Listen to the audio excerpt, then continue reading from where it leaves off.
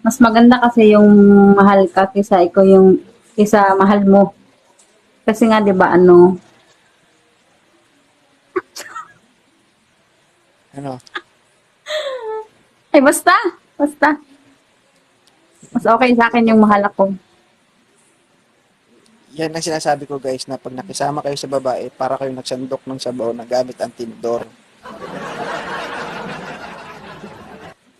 Ganyan sila. Oo. Kailangan talaga guys sa mga lalaki dyan, all you need to do is habaan nyo yung pasensya nyo ba? Pag meron kayong 10 pasensya, gawin yung 1,000. Tama ba yun? Totoo ba yun? Huwag mo ngitian, magtatanong ako sa'yo. Ibig niya sabihin, parang, alam mo ba, iniwang kita. Ibig sabihin, nasaktan kita. Parang ganun.